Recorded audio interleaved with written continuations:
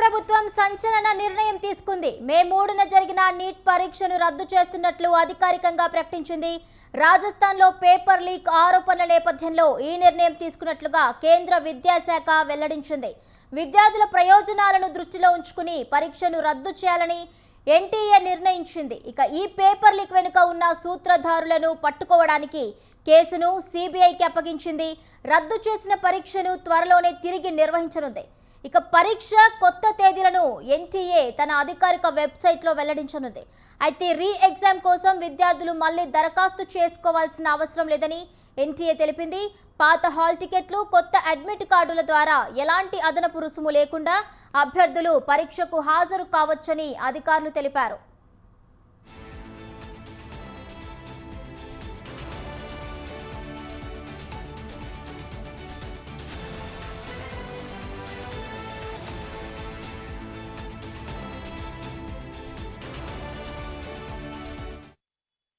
కేంద్ర ప్రభుత్వం సంచలన నిర్ణయం తీసుకుంది. మే 3న జరిగిన నీట్ పరీక్షను రద్దు చేస్తున్నట్లు అధికారికంగా ప్రకటించింది.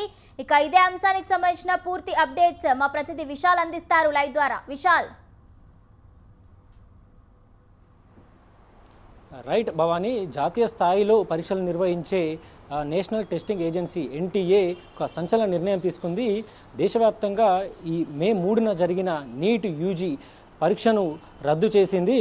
దీంతో ఒక్కసారిగా అంటే అసలు ఏమైందని ఒక ఆందోళనను విద్యార్థుల్లో మొదలైంది. ముఖ్యంగా మే 3న దేశవ్యాప్తంగా నీట్ యూజీ పరీక్ష జరిగింది.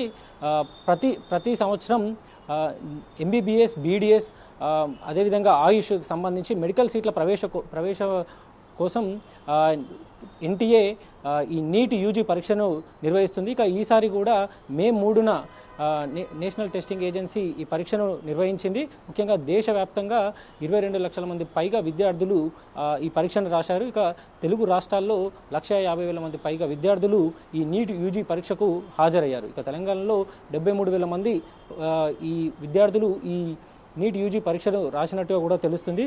ముఖ్యంగా పరీక్ష ప్రారంభం కావడానికంటే ముందు ఈ ఒక స్టడీ సెంటర్ల నుంచి రాష్ట్రంలోని కొన్ని స్టడీ సెంటర్ల నుంచి ఈ కొన్ని మోడల్ పేపర్లు బయటికి రావడం, ఆ మోడల్ పేపర్లో ఉన్న ప్రశ్నలు అదేవిధంగా ఎగ్జామ్ పేపర్లో ఉన్న ప్రశ్నలు దాదాపు ఒకటిగా ఉండడము, దీంతో కొంత ఆరోపణలు, అనుమానాలు రావడంతో మే 8న అక్కడ రాష్ట్రానికి సంబంధించిన పోలీస్ విభాగం దీని మీద ప్రత్యేక దృష్టి సారించి ఇన్వెస్టిగేషన్ చేసింది. ఇక అదేవిధంగా ఈ పేపర్ లీక్ ఆరోపణలకు సంబంధించి నేషనల్ టెస్టింగ్ ఏజెన్సీ కూడా కేంద్ర ప్రభుత్వానికి సంబంధించిన విచారణ బృందం ఈ రాజస్థాన్ పోలీస్ విభాగంతో సంప్రదింపులు జరపడం, ఆ తర్వాత ఆరోపణలు అదేవిధంగా ముఖ్యంగా రాజస్థాన్లోని కొన్ని కోచింగ్ సెంటర్ల నుంచి ఈ మోడల్ పేపర్లు బయటికి రావడం ఇవన్నీ కూడా జరిగాయని ఈ విచారణ బృందం గుర్తించింది. దీంతో ఈరోజు నేషనల్ టెస్టింగ్ ఏజెన్సీ కేంద్ర ప్రభుత్వం అనుమతితోటి ఈ మే 3న జరిగిన నీట్ యూజీ పరీక్షను రద్దు చేసింది. ఇక ఈ రద్దుకు సంబంధించి కూడా కొన్ని అధికారికంగా ఎన్టీఏ ప్రకటిస్తూ అంటే పారదర్శకంగా పరీక్షలు నిర్వహించాలనే ఉద్దేశంతో అదేవిధంగా వస్తున్న ఆరోపణలు, విమర్శలు వీటన్నిటికీ దృష్టిలో పెట్టుకొని తాము ఈ నిర్ణయం తీసుకున్నట్టుగా కూడా ఎన్టీఏ చెప్తోంది. ఇక త్వరలోనే కొత్త పరీక్షల తేదీలను కూడా ప్రకటిస్తాము, దానికి సంబంధించి ఫీజులను కూడా విద్యార్థుల నుంచి వసూలు చేయము, అదేవిధంగా అడ్మిట్ కార్డులు, నీట్ యూజీ అడ్మిట్ కార్డులకు సంబంధించి కూడా అప్డేట్స్ అన్నీ కూడా ఇస్తాము.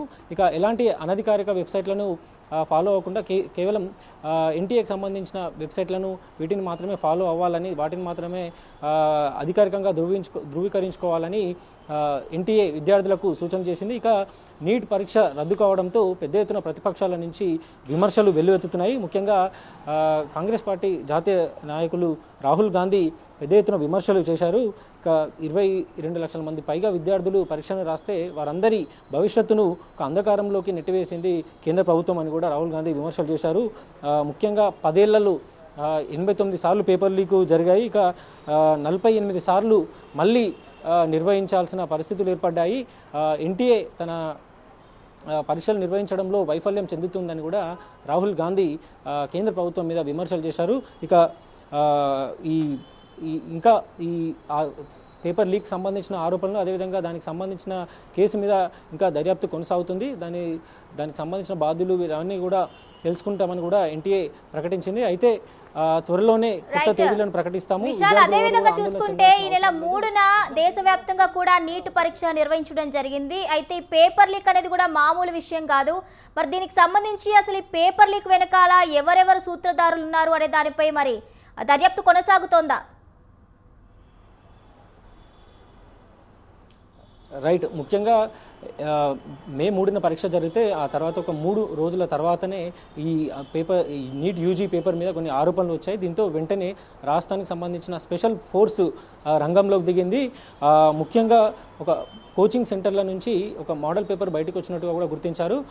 పరీక్ష ప్రారంభం కావడానికంటే ఒక 48 గంటల ముందే ఈ పేపరు బయటకు వచ్చిందని కొంతమంది వ్యక్తులు ఒక 30 నుంచి దాదాపు 1,00,000 వరకు కూడా దీన్ని అమ్ముకునే ప్రయత్నాలు కూడా చేశారు. కొంతమంది అమ్ముకున్నారని కూడా రాజస్థాన్ స్పెషల్ ఫోర్స్ విభాగం తెలిపింది. ఇక పూర్తి స్థాయిలో రాజస్థాన్కి సంబంధించిన పోలీస్ విభాగం దీని మీద విచారణ మొదలుపెట్టింది. ఆ తర్వాత కేంద్ర ప్రభుత్వం కూడా దీనికి సంబంధించిన ఈ పేపర్ లీక్ సంబంధించిన అంశాలను ఎన్టీఏ కూడా తెలిపింది. దీంతో ఎన్టీఏ ప్రత్యేకంగా కేంద్రం నుంచి ప్రత్యేక విచారణ బృందాన్ని కూడా రాజస్థాన్ తోటి సంప్రదింపులు జరిపి ఆ తర్వాత అసలు ఎలా బయటకు వచ్చింది ఈ వివరాలన్నీ కూడా లోతైన దర్యాప్తు జరపాలని కూడా ఎన్టీఏ సూచించింది. ఇక ప్రస్తుతం ఇంకా దర్యాప్తు కొనసాగుతుంది. ఇక గతంలోనూ ఇలాంటి నీట్ పరీక్ష పేపర్ లీక్ అంశాలు బయటకు వచ్చాయి. అప్పుడు కూడా పెద్ద ఎత్తున దుమారం రేగాయి. ఇక తాజాగా మరోసారి నీట్ యూజీ పరీక్ష పేపర్ లీక్ ఘటనలు మరోసారి బయటకు వచ్చింది. ముఖ్యంగా ప్రతి ఏడాది 22 లక్షల మంది పైగా ఈ పరీక్షను రాస్తూ ఉంటారు.